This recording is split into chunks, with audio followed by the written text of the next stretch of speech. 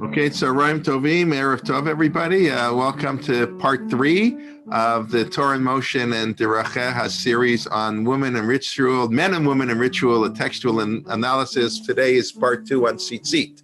So we were left hanging from last week. So we're looking forward to continuing the whole issue on women wearing tzitzit. And as those who were last week, no, it's a little bit more complex than one might have thought than a simple yes or no. And we're looking forward to Laurie Shear. It's Bavakasha. Okay.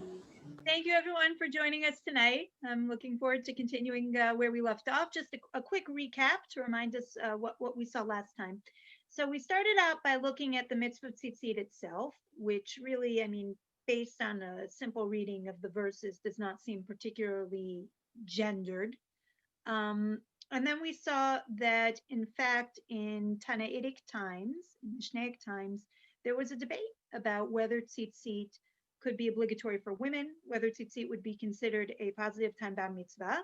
Halacha follows the opinion that it is a positive time-bound mitzvah and that women are exempt from tzitzit. And at the same time, we saw some examples already well into the Talmudic period of Rabbanim who would share four-cornered garments with their wives, and those garments would have tzitzit on them. And presumably when the wives wore them, they would have tzitzit on them as well. And it doesn't seem to have been a particular issue in those texts. And we started talking about why it might be an issue. And in particular, the issue that we focused on last week was of kli gever, cross-dressing, and whether we would consider tzitzit to be a form of cross-dressing. And we saw that it was sort of that argument, even though it's first floated in an earlier time period in the Targum Yerushalmi, that argument becomes much more compelling at the stage at which tzitzit become really a ritual garment, meaning the people, as opposed to, I'm sorry, Ms. Silverstein, your mic is on. If you could mute it, it would be helpful. When people would have their four-cornered garments, and that would be how people were really regularly dressing. So at that stage, calling tzitzit kli gever, when that could be a normal form of dress for everybody, might have been a little more challenging. But once it becomes that tzitzit is really, the mitzvah is really fulfilled. Thank you. Once it becomes that the mitzvah is really fulfilled, either by what we recognize as a talit, or by the talit katan, what we colloquially call tzitzit, which are really ritual garments. They're garments designed with four corners because men aren't wearing four-cornered garments so much anymore to provide the opportunity to fulfill the mitzvah. Once it becomes a ritualized garment, the argument that there could be an issue of cross-dressing becomes far more compelling. And that, what we were talking about last time as well, was that in some ways taps into, in a certain sense, is almost a halachic expression of a kind of intuitive reaction that many people have to women in a talit or women in tzitzit, which is that it's some sort of boundary crossing. So sort of like a halachic expression of that could be looking at kli gever. And we also saw a few possibilities for possibly addressing that concern. One possibility, feminizing the garment, or having some kind of garment that would not be the recognizable ritual garment, but would be four corners made of kosher yarn and have fringes. Another possibility might be to be putting it on in private, where there's arguably, depending on whom you ask, there's arguably less of a concern specifically of kli gever. So those were some of the discussions we had last week. What I want to do this week is to move into what's even a more central aspect of the discussion of women in tzitzit. And this one too, I think we'll see, also seems to tie in to sort of an intuitive reaction that sometimes people have to the idea of women in tzitzit and women in talit. And it really even touches on a much broader issue, which is, how do we relate to voluntarism? How do we relate to women? And women could be just a subcase of anybody. How do we relate to people who are looking to fulfill a mitzvah in which they're not obligated? And that's actually a trickier question than it might seem to be, because of course, even the name itself, the word mitzvah, relates to something being commanded. There's something almost paradoxical in saying, I'm going to fulfill a commandment when other people have been obligated in it and I've been exempted from it. I'm going to fulfill a commandment, but I wasn't commanded in it. And yet it's still somehow considered a mitzvah. It's not completely simple to think when we think that through theologically, what it means to do, as it were, God's will when he didn't expressly demand it in that fashion. Now, to get started, I'm gonna put on the screen share now. I'm gonna get started with the sources, and the first one I want to look at. Let's see. I hope this goes smoothly. Hope spring's eternal, right? All right, let's go for it. And yes, we got it. Okay, you're not seeing anything yet, but I'm seeing that it's going to work. The first source I want to look at tonight is one that we really only glanced over last time. Oh, hold on. Let me get this to be a little bit bigger. Let me see if I can do that. I'm trying to get my display a little bigger so that It's the text. fine. It's quite good. Yeah, I can read it very clearly. You can read it clearly? Okay. Yes. No, now you put some of it off the page. It was better before. I got it back on the page. I'm just thinking if there's some way that I can get, here we go. I'm going to get it. I'm sorry. I just want to get it. I like it to be very readable for everybody. Okay, this ought to do it. Yeah, I like that size. Yeah, okay, that's fine. Yeah. Okay, so this is a source that we looked at glancingly last time. We really skipped our way through it, and it's actually incredibly important, in some sense for what it doesn't say as much as for what it does say. So this is Rambam in Hilchot Tzitzit, and he writes, "V'nashim v'avadim sheratzu litatef tzitzit mitatfim below bracha." So women and bondsmen who want to wrap themselves in tzitzit do so without a bracha. Why is the bondsman the eved here? Because the eved is exempt from mitzvot aseshes van grama, just like women are. Okay, so they're both in this category of exemption from tzitzit. So what does Rambam says? It says, yeah, if a woman wants to put on tzitzit, if she wants to fulfill the mitzvah of tzitzit, she can. She just doesn't say a bracha.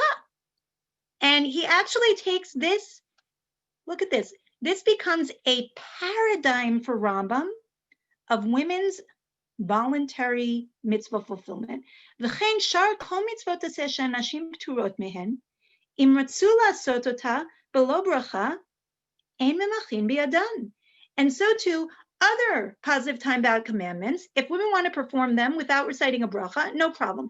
Now, the question of whether or not women recite a bracha on voluntary mitzvah fulfillment is not our topic for tonight. I'm going to put it to the side. The thing that's so interesting to me is that I think in our day and time, the topic of tzitzit or talit for women is very ideologically charged. And what's extraordinary here to just recognize is that it's not charged for Rambam at all. It's so much the case that this is not a uniquely charged mitzvah, again, that he's using it as a paradigm. He's not using shaking lulav, which might be an easier or more obvious or more natural choice that you might choose today if you wanted to come up with an example. He thinks that your easy to use, natural example for women performing mitzvot voluntarily is tzitzit. So one of the essential questions, what we really have to try to understand tonight is what happened. And part of the story of what happened is possibly Kli Gever that we discussed last time. But the other part of the story of sort of what happened to our relationship of tzitzit, that it became so charged for women, relates to another idea. And this and another halachic concept, and this is a concept called yura. Yura comes up a few times in the Talmud, and it, kind of one of the paradigmatic cases is related to a Mishnah. There's a question about Rabban Gamliel, if he can recite Shema, if someone can recite Shema when they're a groom, or the question is, well, who really is able to concentrate on their wedding night on Kriyat Shema? So maybe the groom is exempt. Relates to the question of ha'osek b'mitzvah patur min mitzvah, someone who's occupied in a mitzvah is exempt from performing another mitzvah, and it gets into the question of like who can choose. So Rabban Gamliel, notwithstanding the basic halachic ruling that a chatan, that a groom on his wedding night would be exempt from reciting Shema, recited Shema on his wedding night. And there's a discussion of like, who can do that? Who is able to say that even when there's a halachic exemption, they're going to be, as it were, stringent, or say that they're in a slightly different category. And there are other instances as well. So here's, for example, here's one example. So here we're talking about people doing malacha, labor on Tisha B'Av, which is an interesting halachic question in its own right. If we're in a situation where, everybody pretty much performs labor on Tisha B'Av, the iu lo ka'avid, but there's like one individual who's not doing it, mirse kiyura, that's not okay. Why is it not okay for this person to abstain from performing, or potentially not okay for a person to abstain from performing labor on Tisha B'Av? Because it's not what everybody does. There's a halachic idea that sometimes doing this extra bit, which is out of step with what's commonly done, is yura. I haven't defined yura yet. You might see it in the translation. The word yura I translate here as spiritual haughtiness. It's sort of like, it's a little bit of self-aggrandizement, thinking that you're in a certain place. There's something else that's kind of interesting here. I'm going to say it tangentially. We'll come back to it, but tangentially for now, which is the question of how this all relates to chumrah. It seems like nowadays people are often praised for taking on additional stringencies in their religious life. And yet, here we have an example of someone doing something which seems like it could be an admirable extra stringency, and yet it's being criticized as an act of yura. Well, a nice formal definition of yura comes to us by virtue of Sefer Abu Darham. Sorry, I lost it with the cursor. Okay, Sefer Abu Darham says like this: Kol davar she'ena adam mechuyav bo, ve'oseh oto berabim b'midat chasidut, v'chol ha'am einam osim oto, hu mitchaze kiyura.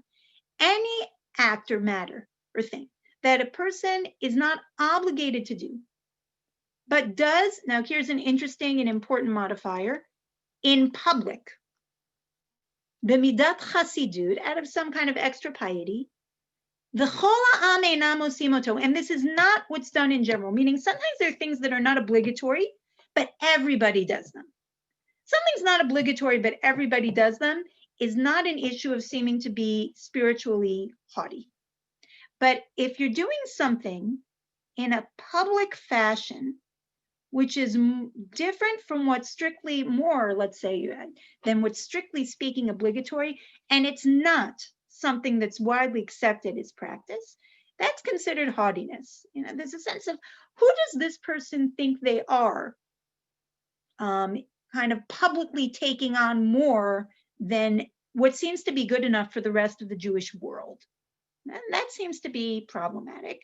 And now what's really interesting is in how often the question of yura comes up, specifically in the context of tzitzit. This starts already in the time of the Gaonim. Okay, we have a tshuva here from Rav Natronai Gaon, and it goes as follows. We're talking about the question of whether men should hold their tzitzit, the holding and kissing tzitzit during Kriyat Shema. The question is that okay to do, or is that yura? Shesha'altem, k'shiyikra adam Kriyat Shema, sarich lechoz arba tzitziotav olo. When someone is saying Shema, when a man is saying Shema, does he have to hold the four corners of his garment, the four fringes, or not? Davar zeh lo derech chachamim v'talmidim hu. Zeh derech yetirutu. Now, the word yetirut, there are other versions where it calls it, or it's quoted in other places using the phrase yehirut. Okay, so yeter could mean extra, and yetira could be related to yuhara. Okay, this spiritual haughtiness. Why does someone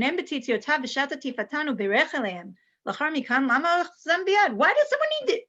What for?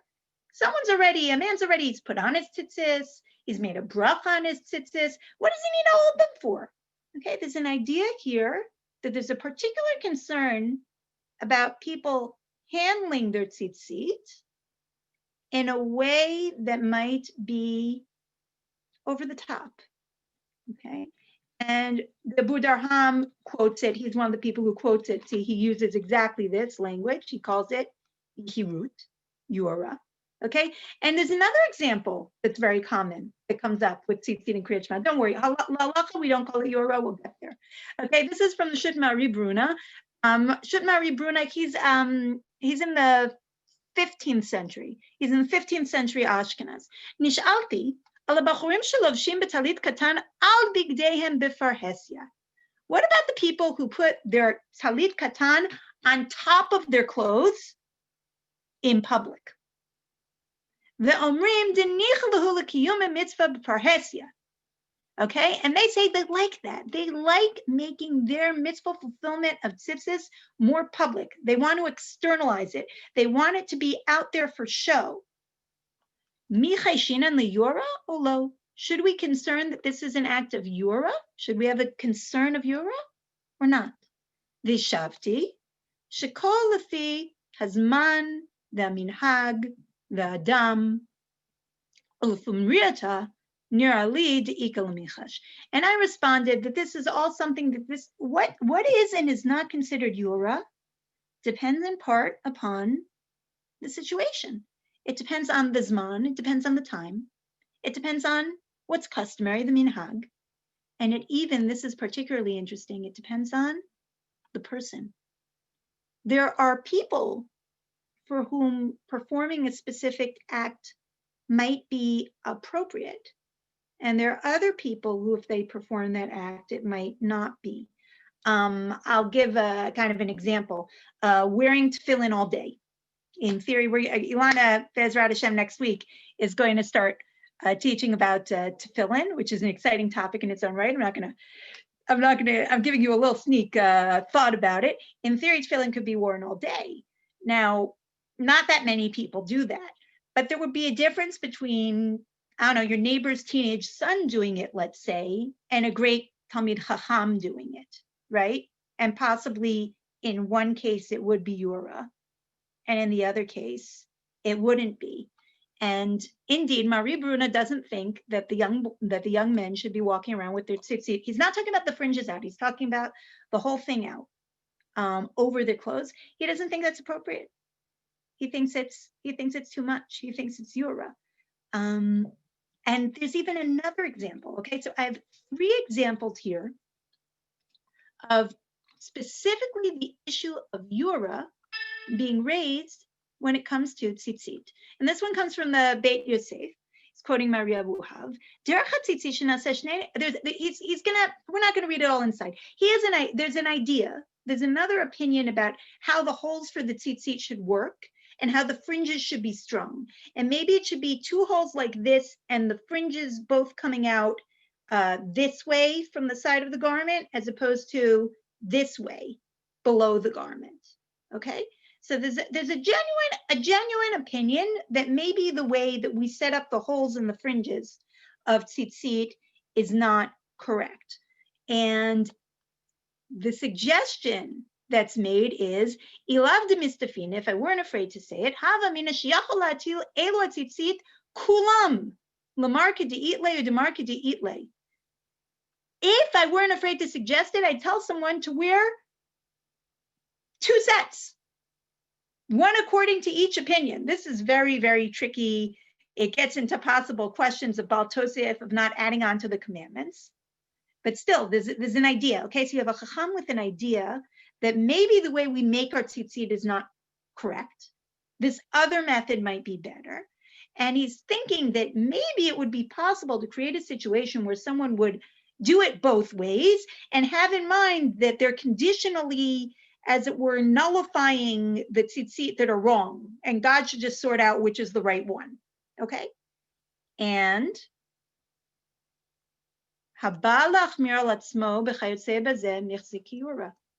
someone who in this kind of takes on this course of action is considered, according to the Beit Yosef, to be someone who is engaging in Yura.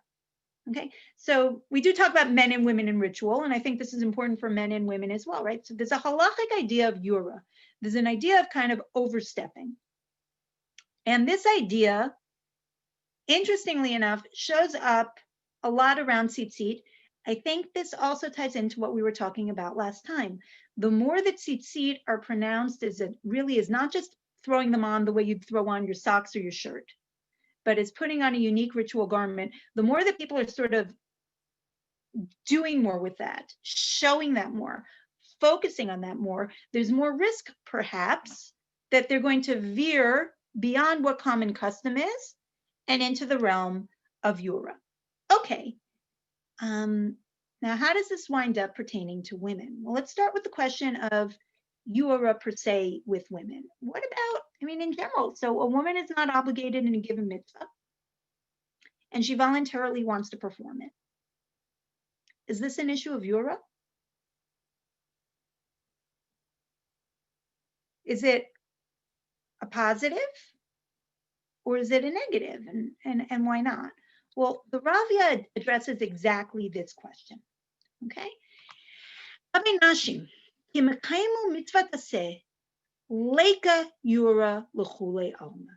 Ravia says very firmly, it's interesting, the Ravia and a lot of the Ravia's discussions of women performing mitzvot on the whole have a very positive tone to them. And here he says that when women take on a mitzvah voluntarily, according to everybody, it is not an issue of Yura. And now, of course, the next question is, well, why not? How is he so sure? And the answer is, Kevan de chuli alma yatvi besukkah, v'taki b'shofar, v'napli lulav, v'lo shayach Yura elahecha de mishane, mishar b'nei Adams. It says, here's the difference. The difference is that this is something that everyone's doing. Remember, we talked a little bit about what the minhag is, what's customary, right? It's not just a question, Yura isn't just a question of, are you doing something that's not obligatory? It's also a question of, are you doing something that's not obligatory that nobody else is doing? And the Ravia says like this, he says, look, if nobody were listening to the shofar, or we're sitting in the sukkah, or we're shaking a lulav, then if a woman wanted to come ahead and do it, that would be a problem. But given that, let's say on sukkahs, you have lots and lots and lots and lots of men sitting in the sukkah. And, I'd add if the woman wants to be part of the family unit in the sukkah, and you could even say that that's a better kiyum in sukkah of teshvu ke'en kaduru, that settling in the sukkah should be the same way that you're living, right? And it should include ideally all members of the family. Well, I mean, if that's really the case, then she's not doing something weird. She happens to be, a woman happens to be technically exempt from the mitzvah. She can fulfill the mitzvah by sitting in the sukkah. And it's not spiritual aggrandizement because she's not doing something that's totally off. She's doing something that's being done by all kinds of people around her. And the truth is that this argument of the Ravia very closely parallels another argument of a very related concept. I'm just bringing it up because a few of the sources we're going to see in a minute are going to quote this concept as well. It's something that comes up in the Yerushalmi. Yerushalmi says that Chizkiah taught, Kol mi shehu patur midavar ve'osehu nikra hediot. Anybody who does something that they don't have to do is considered to be a simpleton. Now, if this statement were taken at total face value, not just women, lots of men, a lot of our religious acts, we'd all be, I think, basically considered simpletons. The Ramban explains that when the Yerushalmi is talking about that, it means Hatan shoseh davar she'eino mitzvah min haTorah klal shehu k'mosif al haTorah. That's when people are kind of making things up. Okay, and this is very parallel to the Ravia. The Ravia says a woman is not engaging in Yura when she engages in a mitzvah act that's being done everywhere around her. And the Ramban says people are not being hedyotot, simpletons, when they do something voluntarily, when that voluntary action is connected to mitzvah performance. It's not the same thing. When it's connected to a real mitzvah, it's not the same thing as making something up. It's the making something up that would be a problem, not doing something that there's a widespread pattern or custom or mitzvah of fulfillment for many people. All right. Let's get to the heart of the matter, and let's see how Yuhara, which we saw applied to Tzitzit, and Yura, which we saw applied to women, converge. Yura, women, and Tzitzit. And the important source here, the most critical source here is the Maril. Okay? Maril says like this. The Amar. Delo nehira be'enav ma sheyesh nashim machnisot atzman l'chiyuv tzitzit. Now remember, the Rambam had no problem with women in tzitzit, but the Maril said it was not clear in his eyes, it didn't look good to him, that there were women who were entering themselves into the obligation of tzitzit. Now I'm going to stop here for a second because this is already fascinating. The Maril is living in the 14th century for the most part, and I think it goes a little bit into the early 15th century. And the Maril is responding to this, and he's not responding to this in a vacuum. Okay, what we have here is basically, there's a little historical note here. The Maril is talking about women in tzitzit because there are women around him who have decided to start going about in tzitzit. It's not a theoretical question for him as perhaps it was for Rambam. It's a very practical question. It's a question at his doorstep. V'shalulo mipnei ma eno moche biad harabanit bruna bi'iro shinicha b'chol et talit katan. So there's a woman, and not just any woman, a rabbanit, marat bruna. There's a known, somehow connected to a rabbinic family. There's a woman, I might venture to say Torah personality, not specifically in the area of learning necessarily, but there's a prominent woman who's going around all the time, becholet in a talit katan. And the Maril has to relate to this, and he doesn't like it. And his students know he doesn't like it, and yet he's not doing anything. He's not protesting in any way what this woman is doing. Veshiv, Shema ena makshevet li. Val ki gavna amar mutav shogigin v'al yehu mezidin. Okay, so he doesn't like it. Now, we still don't fully understand why he doesn't like it. But he says, the only reason I'm not protesting it is she's not going to listen to me. And I'd rather her err not knowing that she's going against the great posek of the times opinion than err and deliberately be going against a major posek's opinion. Okay, now just to put this in a little bit of further context, okay, like a generation or two before the Maril, the great sage of Ashkenaz is the Maram. Unless we think that this is just a Sephardi Ashkenazi thing, in the time of the Maram, he says, and this is quoted here by his student, Tashbetz Katan, Mikol makom, ein limchot bi'adam militatef b'tzitzit ulevarech alav, jicholot lechayev atzman k'dimuchach b'kiddushin. The Maram says, we don't protest women going around in tzitzit and making a bracha about it because they're allowed to do that.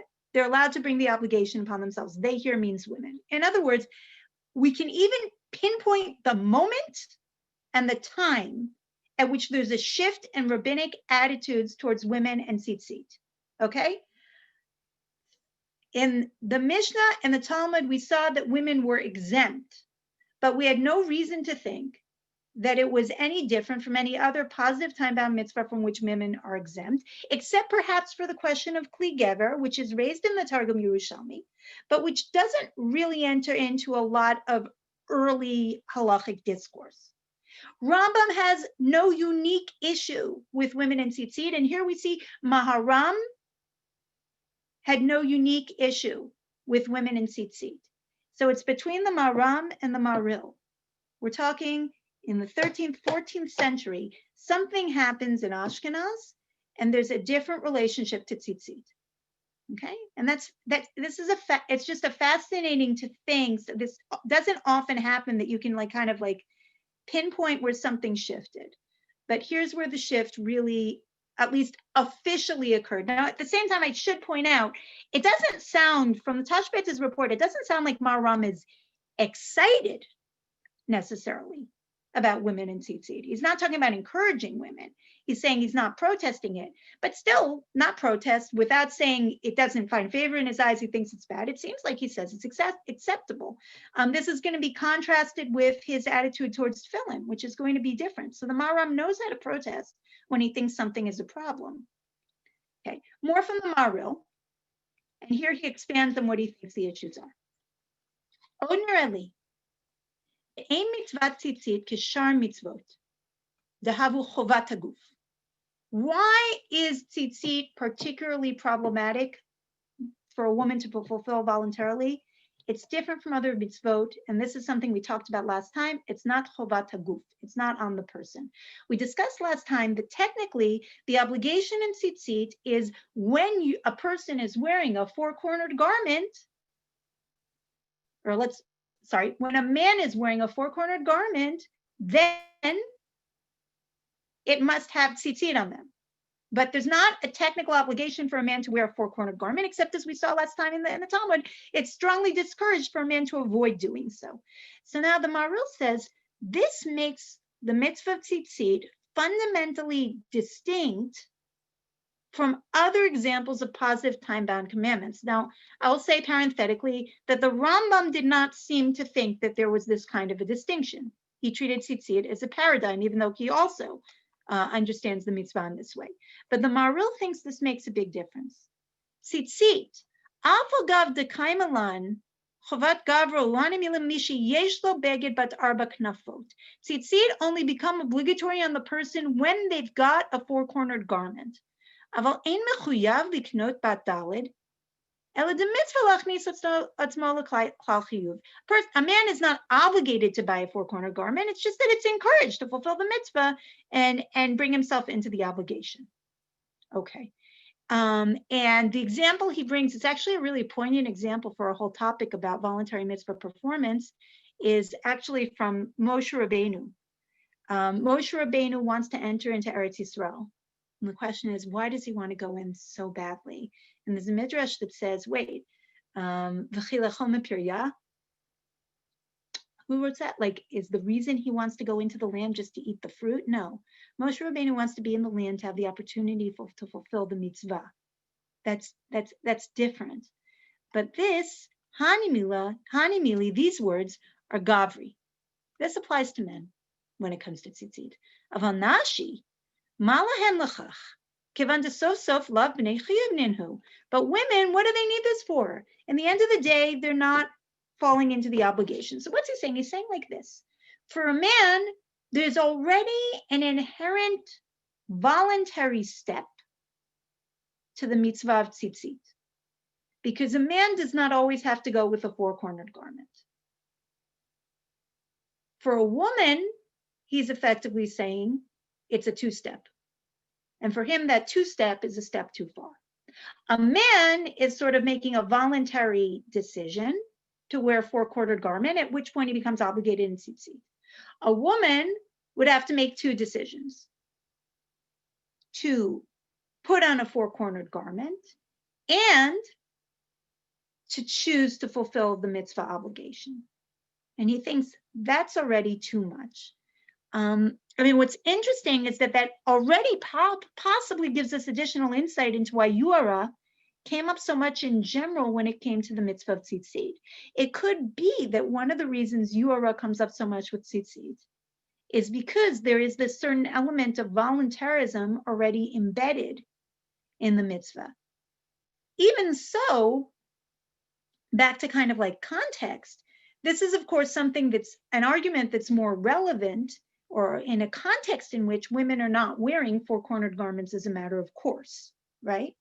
If a woman were wearing a four-cornered garment as a matter of course, and men were as well, then we'd be back to kind of a one-step voluntarism. Unless we wanted to say that the fact that technically they didn't have to would mean that from a halachic perspective, the two steps are always implicitly there. And he adds, Af ki ra'iti nashim shelovshot dalet knafot mitzuyetzet. Ve'od hayom achat b'shchunatenu. This seems to again be the reference to his neighbor Rabbanit Bruna. Even though I've seen this done, nera de'eno ela hamitmin. This is an expression from Masechet Menachot that means people who are acting in an astonishing fashion. Comes up with respect to making doing some mitzvahs wrong when it comes to tzitzit. The yura chashivna lahu, and here we are. And he considers women who do this voluntary two-step to have come into the world of yura. And then he adds, remember the Yerushalmi we saw, umikru hedyotot. And this is also an example of people doing what they're not obligated to do and being considered simpletons. So those are strong words. One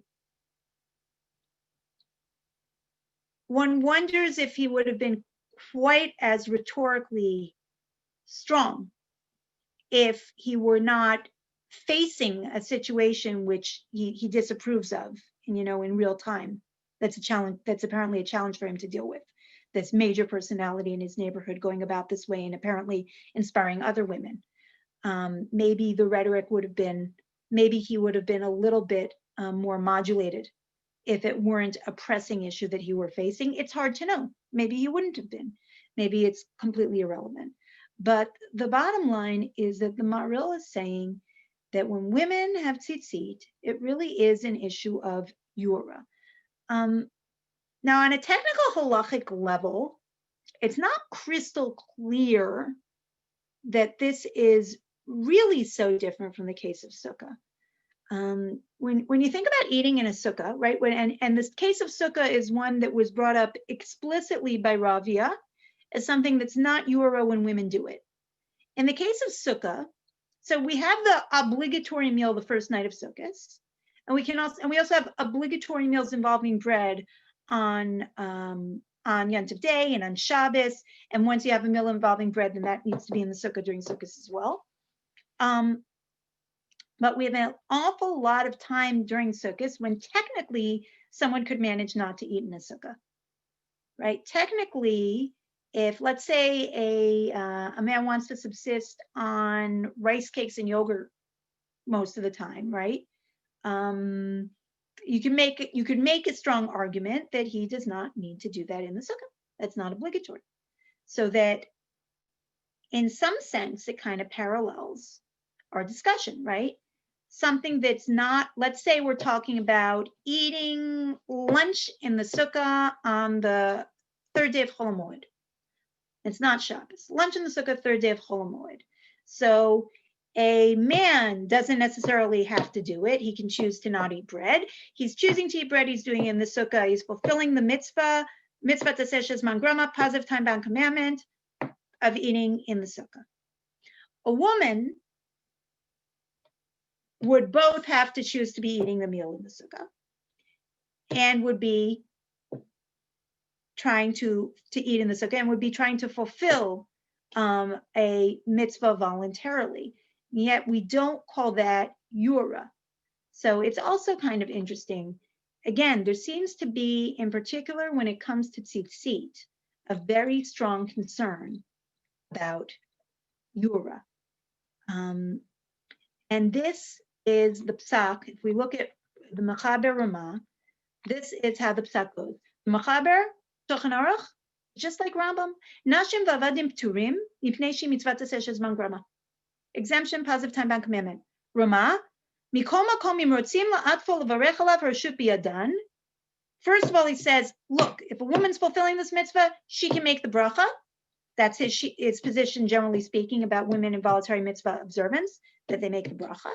But, ach nichse kiyura, v'lachen ein lahen lobosh tzitzit, ho'il ve'eno chovat gavra.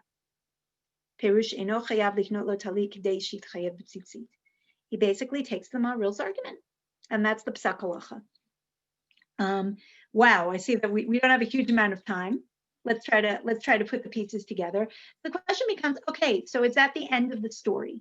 Do we basically say that once it became a matter of yura, once it's defined by Maharil as a matter of yura, tzitzit become off limits to women 100%?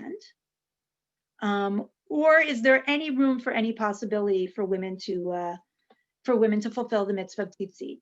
Interestingly enough, there actually is a posek who doesn't seem to agree with the Rama, who comes after the Rama. That's the Chai Adam. The Chai Adam of Adam Danzig says, Nashim turot mitzitzit, mitnei shu mitzvat aseh shezman grama, sherei laila lav zman tzitzit, so women are exempt. Umikol makom im rotzot labush levarech yichol levarech, but women can do it if they want to do it. V'chein adim machol mitzvat aseh shezman grama, and that's the law for all positive time-bound commandments. And he doesn't mention Yura at all. So there actually is a very important halachic voice who seems to paskin against the Rama, that we don't have to be concerned for Yura.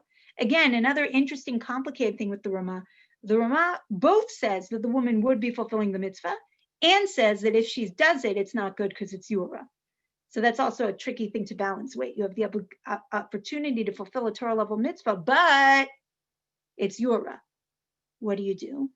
And now, in general, it really is very strongly discouraged by the different poskim, the Shulchan, the Ben Ish Chai.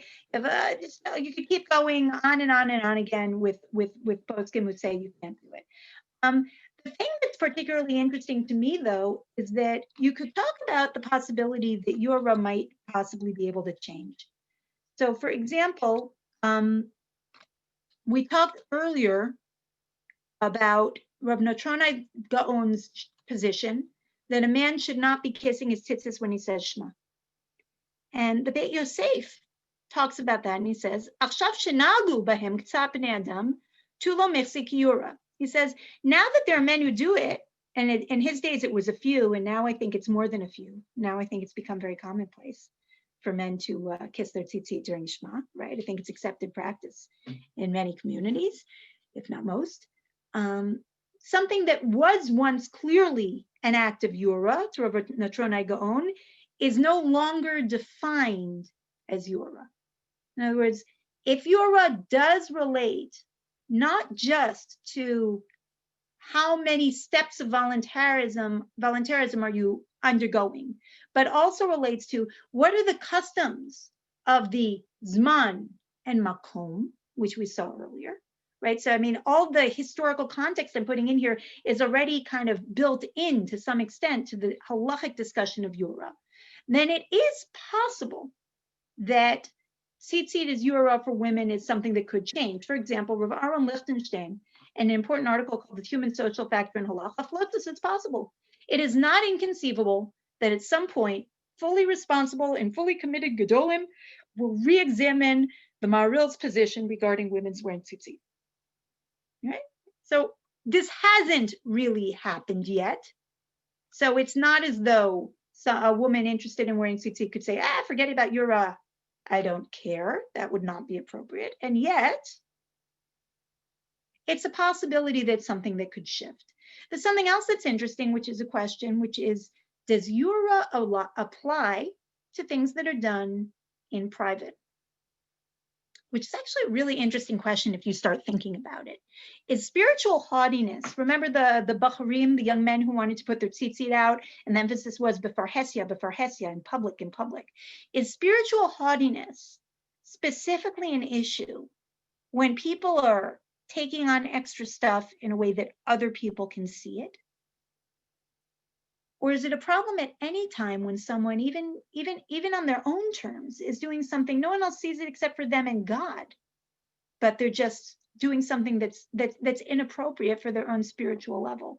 Is this a social spiritual consideration, or can it also be a purely spiritual consideration? So that's actually a real halachic question and debate. Of course, if we were to say, and in fact, the Shvud Yaakov says this, Rav Yaakov Reicher, that Yura does not apply when people do things in private. And it could be that a woman could wear tzitzit in private from the perspective of Yura without violating this. And indeed, there's a ruling by the Bach talking about the possibility of one of these tzitzit Yura cases, that someone could do it in private and it wouldn't be Yura. Okay, where does this leave us in practice? Well, there's a lot of really interesting psakim that have come out. So you have modern day halachic, you have modern day poskim who've said that there really isn't a Yura issue anymore if it's done in private with a talit katan. So for example, Rav Yaakov Ariel, who is not a liberal, the talit katan she'ena ner'et kanireh she'en yura. If a woman wears tzitzit and other people don't see it, it's not an issue of yura. So he clearly takes the position that yura is something that only applies when other people see. But he is somewhat going against the position of the Maharil that it's just the fact that there's double voluntarism that's an issue. The Maharil raised some other concerns, but they were really very different. There were things like, well, maybe you'll wind up carrying tzitzis on Shabbos or something, or wearing tzitzis that are kilayim or shatnez. So Rav Yaakov Ariel says that potentially could be okay. And so too, Rav Malamed, in the Pnine Halacha. Now, he puts this in a footnote, and it's important to point out that he puts in a footnote. In other words, he felt that for, halachic honesty, as it were, he had to put it there, but he didn't want it to be his main ruling on the subject. So Rav Malamed says, Niresh isha harotzali tatef b'tzitzit l'shem shamayim titatef b'tzina, ubazeh ein chashash yura. It would seem that a woman who really wants to wear tzitzis for the sake of heaven can do it in private. And if she does that, there's not an issue of yura. And there's not an additional issue, which is, of course, a subtext for a lot of the modern poskim, of her seeming to complain about halacha or trying to undermine the halachic system, et cetera, et cetera, et cetera. Okay? So he says, Laniat dati shegam kayom ein limchot b'isha shemechavenet l'shem shamayim mitatefet b'talit b'tzibur she'esh la al mi lismoch. He even says that from his perspective, though he doesn't think it's perhaps ideal if a woman were to wear tzitzit in public, he also doesn't think that's something that other people should protest because she has opinions to rely on. Why? Because im nashim rabot yinhagu kach betzina l'shem shamayim, harei shebemeshach hazman gam im yilbeshu shelo betzina kfar lo yechashev hadavar kiyura. Exactly what we said earlier, Rav Lichtenstein suggested. If this were something that would start to be done in private a lot, eventually it would stop being yura at all. So what you have is you kind of have this amazing interplay. We have this halacha that really, or originally this mitzvah fell under the category of voluntary options open to women for voluntary mitzvah fulfillment. At a certain point in time, it became off limits, primarily as a function of Yura. The Ramah, when he rules about women and tzitzit, doesn't even raise the issue of Kli Gever, even though a lot of modern halachic authorities do. He only raises the issue of Yura. But this issue of Yura is not necessarily something that is unbending and that can't change. The same way that it came into being and applied appropriately in the Maharil's time, milieu, in light of both the concerns about Yura at the time in general and other issues that we don't even fully understand that made this clearly an act of Yura then, it's possible that it will not necessarily always be categorized as Yura. And that's particularly interesting to me. And I think that, and we also have like here, there's another example. Rav Zalman Nechemia Goldberg. I mean, these are big names. Rav Zalman Nechemia Goldberg, Zatzal. So he prefers for women not to do that. He prefers for women to focus on mitzvot that a woman's obligated in, and yet, if after all this, a woman davka really wants to fulfill the mitzvah of tzitzit,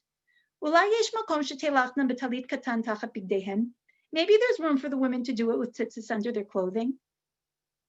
Okay, and then he qualifies it. It's specifically if we know that the woman is really working on all of her mitzvot and is really committed to the world of Torah mitzvot, and yet it's there. He places it there as a genuine halachic possibility. Okay, where does this leave us now? By the way, I should add one other thing, which is kind of interesting. Rav Yaakov Ariel also notes that he had a family tradition that a few generations before him, real tzaddikav, his family wore a tzitzit katan. I have a friend who comes from a Hasidic family who has a tradition from her family as well. It's known that in some circles, the circle of Rav Nassan Adler, who is the Rebbe of the Chasam Sofer, that some of the women in that circle were wearing tzitzit. There seemed to have been some special women in certain time periods in certain areas that did this in private. It's not widely known, I think probably because of exactly what we're talking about. Perhaps because of concerns, perhaps concerns of Yura, perhaps for Pligever. But there were women who did wear tzitzit in private. And I imagine there are women who have tzitzit on in private even now, and we don't necessarily know about it. Okay, so where does this leave us? And then I hope we have time for at least a few of the questions. I see there's some stuff on the chat that I haven't looked at yet. It's like this. So we have a positive time-bound commandment from which women are exempt. We have two major halachic questions that are raised with regard to it. One, kli gever, which relates to boundary crossing, and which perhaps can be addressed by the garment being a feminine garment, and perhaps can be addressed by the garment being donned in private. A second, yura, which relates to spiritual aggrandizement or haughtiness, 2 steps of voluntary action in an era where women don't wear 4-cornered garments to start with. And here too, it seems that there's a possible framework, not according to all opinions, but according to many. There's a framework in which if a woman wants to fulfill the mitzvah and she wears a talit katan, it's not clear at all that she's crossing the halachic boundary of yura. At the end of the day, the reason why I think this is so important to see is because so you have these halachic expressions of concerns about boundary crossing, this halachic expression also through Yura of a concern of women sort of, you could say, spiritually overreaching or going into realms that maybe are not appropriate or fitting. There are different ways one could phrase it. But what's fascinating about this particular mitzvah in halacha is that there actually seems to be a way in which, if a woman is committed to performing it, she could do it without running afoul of many major poskim, with a very strong halachic basis for doing it in a very specific kind of a way. And that's particularly important because, and I think Rav Melamed's piece is especially important here, because once someone understands that that's the case, I think it changes a little bit the visceral reaction we talked about last week. Last week we talked about picture a woman in talis, picture a woman with tzitzis, think about how you feel, think about what kind of reactions that would get, what that means religiously, and once I think we learn the sources, again, there can be contexts in which that's done in a way that that goes along with a package that that might be halachically concerning in other respects.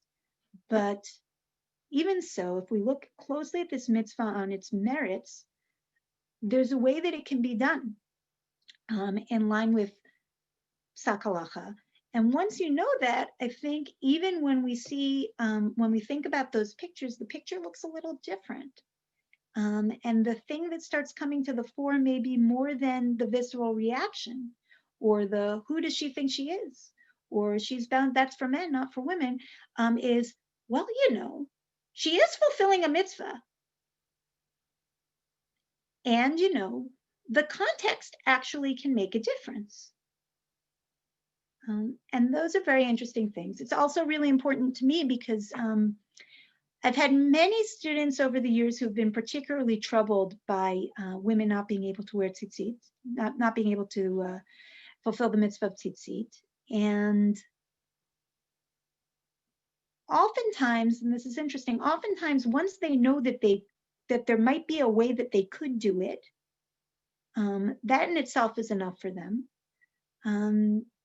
What remains an open question to me is if any of them have gone ahead to do it in a private way, right? And that ultimately would be something that would be between them and God, which is, I think, in a lot of ways, there's the social considerations that are also halachic considerations. But that question about what it means between me and God is not something that we should lose sight of in this discussion. Okay, I'll take some questions. Thank you. You want me to feed you the questions, or you? Yeah, sure. Okay, let's go again with or without editorial comment. Okay. Okay. Susanna pointing out that I guess Yuhara is the same issue, wearing two pairs of tefillin all day, etc. That, of course, Yuhara for men too. I don't think that's really a question. Okay.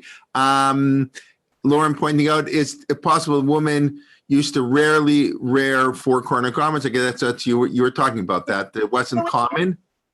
It's unlikely, though, that it would have been specifically rare for women but common for men once we know that there's the institution of the talit katan. The moment we have a society that's relying on the talit katan for men, that means that we have a society where men are, generally speaking, not wearing four-cornered garments. So it's possible, but it sounds a little unlikely. Okay, Ellen pointing out, of course, a lot depends on custom. The Hasidim do wear their Arba Konfut out. I will tell you, if I may, that Rav Schechter once told us that when he was in the Mishnah Berurah, it says that a Yirei Shemaim, a God-fearing person, should wear their tzitzit. He's not talking about the whole tzitzit. He's talking just on the fringes, on the strings, should wear it out. You know, do you tuck in your tzitzit or leave it out? Rav Yosef was very much against putting it out. Different views of the same issue for the men, Yuhara.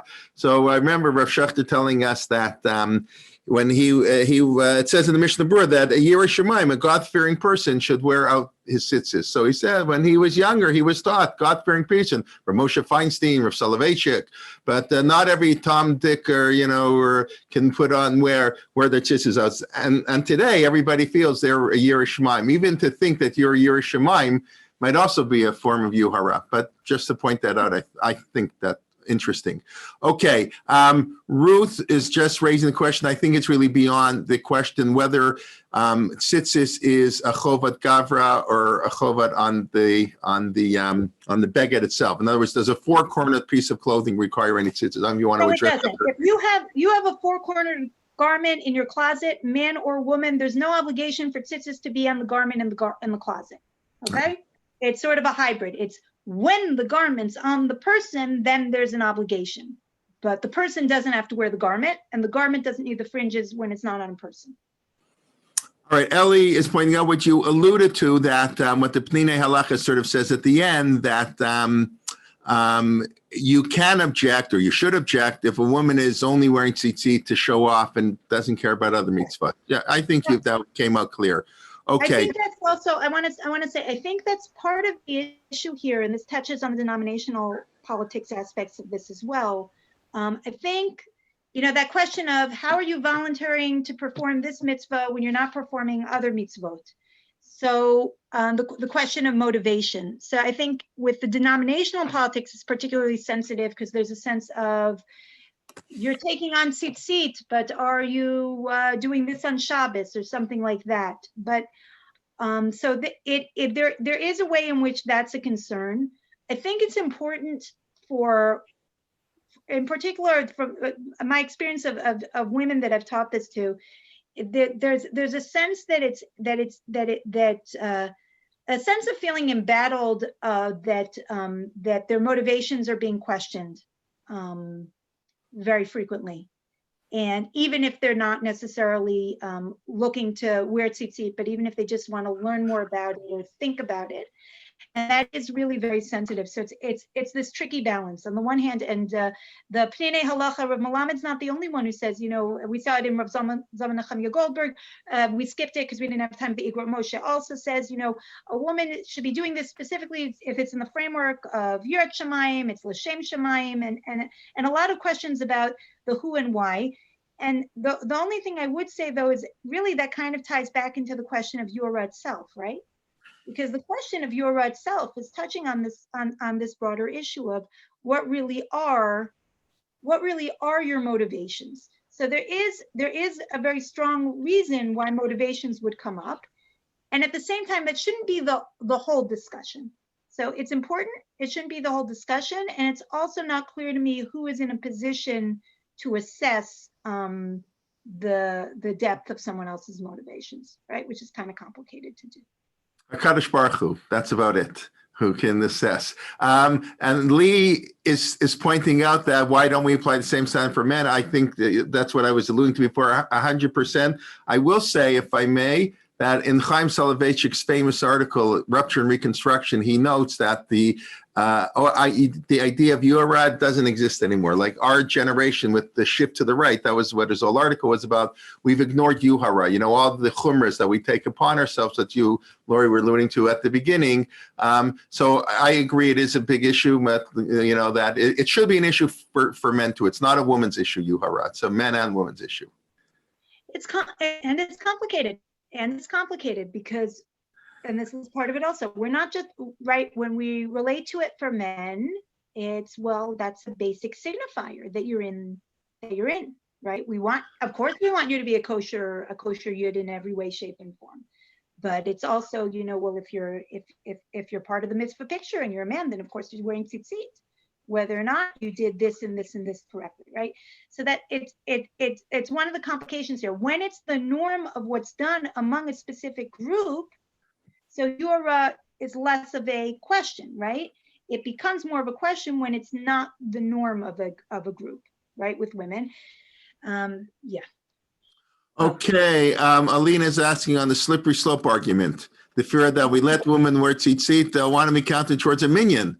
They want to become rabbis, when you start the one aliyot.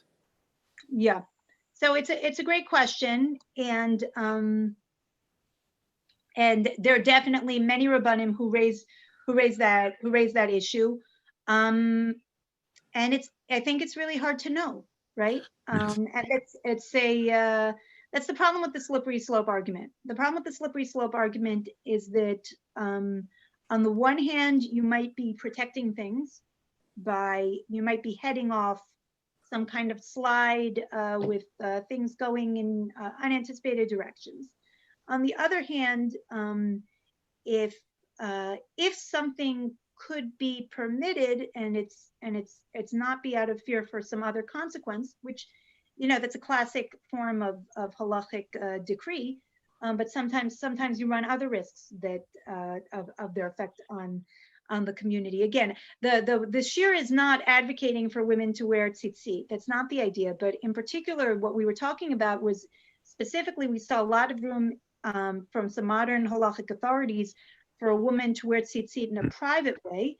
And I imagine that if it were being done privately, it would carry fewer of those slippery slope concerns as well.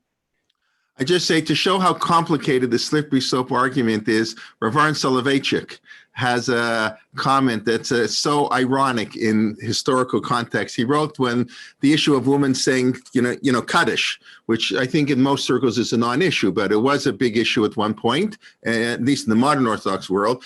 And he said, we should allow women to say Kaddish because we don't allow what's allowed. They're allowed to say Kaddish. And if we're afraid of the slippery slope, you know what? If we don't allow them to say Kaddish, they're going to want to have aliyot. They're going to say, if you're not going to let us get, we're going to want to have aliyot. And it's, of course, so ironic because, that move has happened. So I don't know what he would say. It's very unclear to know where the slippery slope may lead, when it is good, when it isn't good, etc. Okay, Amaya, I don't fully understand your question, to be honest. So maybe you can, if you want to say it on your own, just let me go through the rest. We'll come back to it. Yeah, Susanna pointing out, it seems like the URI is only made an issue for women. That's what I would write. Okay. So, I don't think, just in fairness, that's not 100% true. I mean, Bachrim with let's say Bachrim who are in yeshiva and they're asking about, are they wearing their tzitzis when they're playing basketball or whatever things? Am I going to wear my tefillin all day? They're gonna get a conversation about Yura. It does come up. I think the issue is more that again, when something is not normative for a given group of people, that's where we have bigger concerns for Yura. And there are more practices that are not normative among women. So that's why it would perhaps come up more frequently with women. Okay, Ruth is concerned. I don't think you need to be concerned that she has a beautiful shawl with 4 corners and she's afraid to wear it, not because she wants to do tzitzit, she just wants to know maybe if she's wearing it and not wearing tzitzit. But since a woman is exempt from tzitzit, there's absolutely no obligation to put it on. If you want to, that's the whole discussion here. If you want to add a tzitzit, but for sure there's nothing to be afraid of. And just to get back to, I'm sorry, Amalia's question, when ancient times 4-corner garments were worn by priests, okay. A priest would cut off a corner to determine if an underling was a real priest. Not to enable not to determine if a novice was really a priest, to start to connect the garment, not to have a corner. I'm sorry, I don't understand that. If you want to explain what the question, Laurie, maybe you understand what they're driving at? I'm not sure, but I would invite you to send an email to explain after, so that we can bring it to the group if once we understand what you're trying to get at. I'm not sure I understand this last comment. I see yours from the Ace of Midrash. I'm not sure what that means either, but I'd be very interested to hear. I'm also not clear. Yeah, from the Ace of Midrash. I don't know. But you mean that Esav trying to trick his father on truma? Do you have to take truma on salt and stuff? Maybe, is that what you're referring to? I don't know. Okay. If anybody has any questions orally they'd like to address, we can spend a couple minutes doing that. Otherwise, we look forward. Ilana Sober El Safun will be giving the next 2 weeks on tefillin. So we look forward to that. And then, Laurie, you'll be back in 3 weeks, please, God. Bezrat Hashem, and everyone, Ilana is fantastic. I'm so proud to be sharing this opportunity to learn with her. I first learned with Ilana, probably going back 18, 19 years ago in Toronto. So I'll second what Laurie has to say. We look forward to seeing you all this evening at 8 p.m. Moshe Sokolov on the Haftarah of the week.